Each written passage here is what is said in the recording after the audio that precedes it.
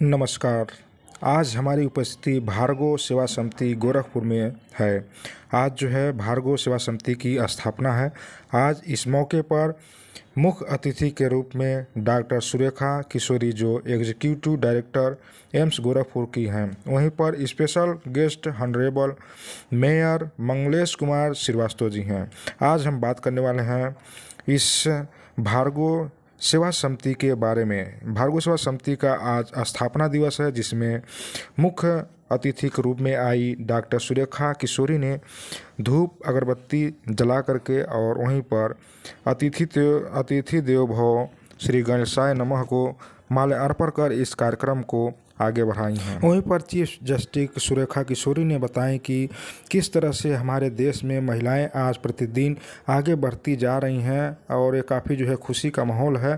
और उन्होंने ये भी बात बताई कि किस तरह से हमारी देश की जो महिलाएं हैं आत्मनिर्भर बन सकती हैं, और साथ ही साथ उन लोगों को मोटिवेट भी किया है। भार्गव सेवा समिति के फाउंडर डॉक्टर सुश्रिया तिवारी जी ने इस कार्यक्रम को लेकर के बहुत सारी जानकारियां दी। किस तरह से उनकी टीम लगातार जो है लगभग 8 सालों से भार्गव सेवा समिति के माध्यम से जन जन तक जो है जो भी स्कीम है इसके माध्यम से लोगों तक जो है सेवाएं दिया जा रहा है। और उन्होंने बताया कि जिनकी ज़रूरत आवश्यकताएं जिस प्रकार की होती है उस प्रकार से जो है यह एनजीओ काम करती है।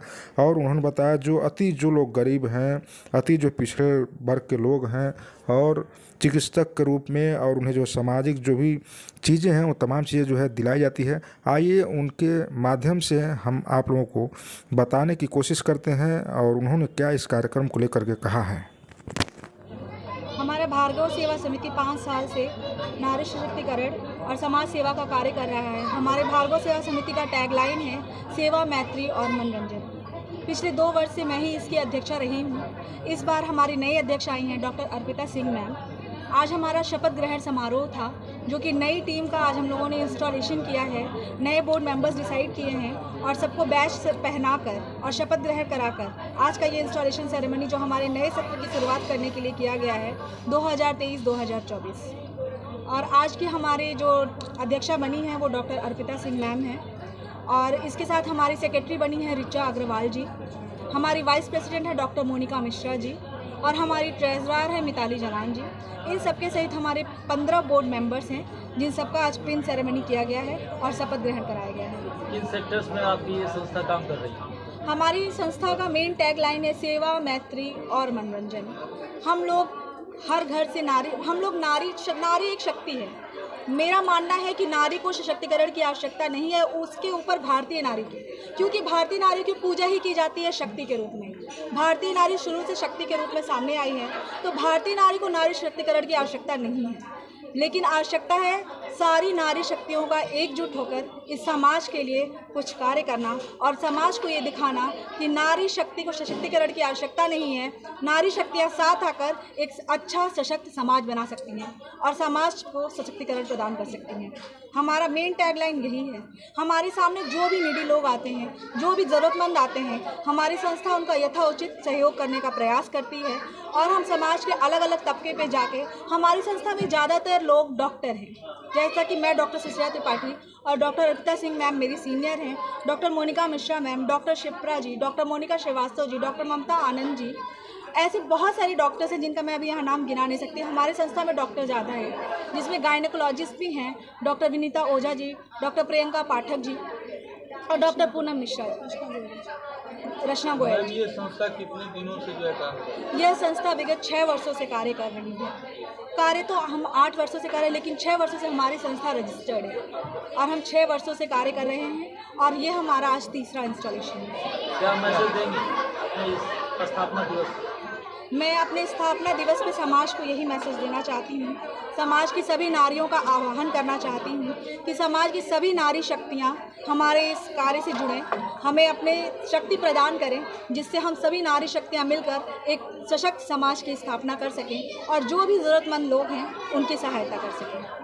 बहुत बहुत धन्यवाद। मैं चाहूँगी कि आप हमारी करंट अध्यक्षा डॉक्टर अर्पिता सिंह मैम से भी उनके ध्येय को जानिए। नमस्कार।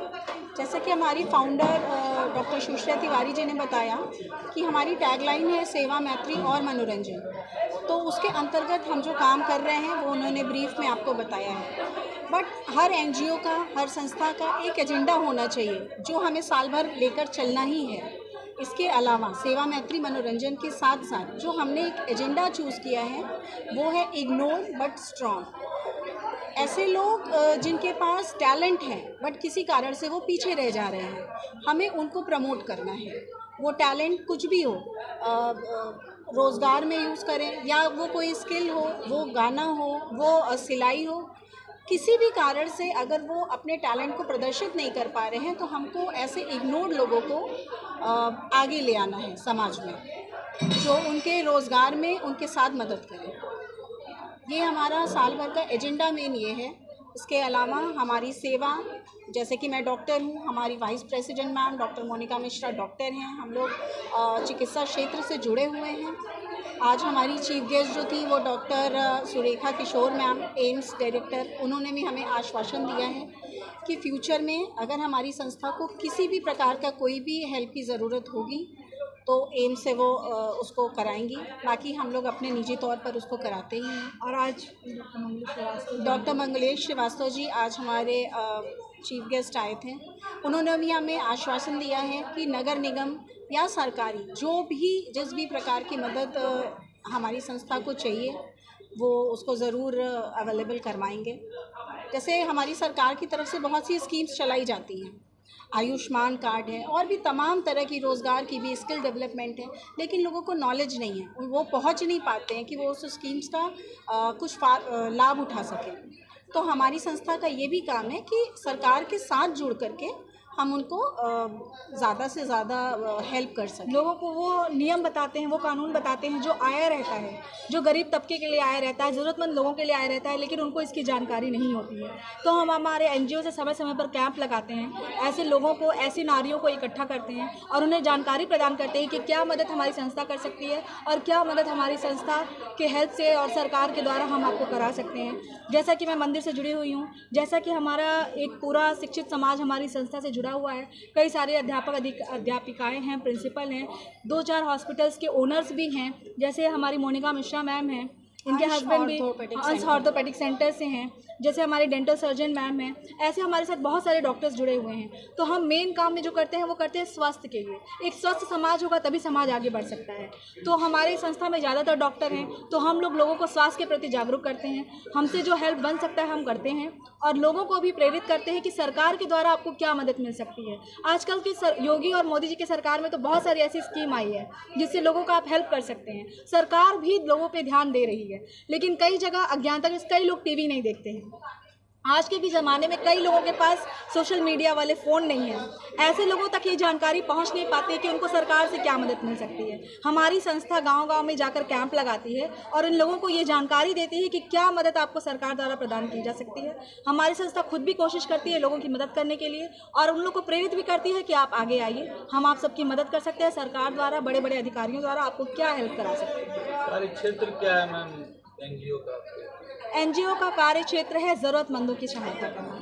कई लोग जिनको पता चला कि हम सामाजिक कार्य करते हैं, लोगों की मदद करते हैं, तो हमारे पास कई ज़रूरतमंद आते हैं। जैसा कि आपने अभी सुना होगा भार्गव सेवा समिति के कार्य में हमारे पास एक बच्चा आया था जिसकी अचानक से आँख की रोशनी चली गई थी। उस बच्चे को 60,000 रुपये की ज़रूरत थी। हमारी संस्था के लोगों ने तुरंत उसको मुहैया कराया। विदिन 24 घंटे के अंदर 30,000 की धनराशि हमने उस बच्चे को प्रदान की।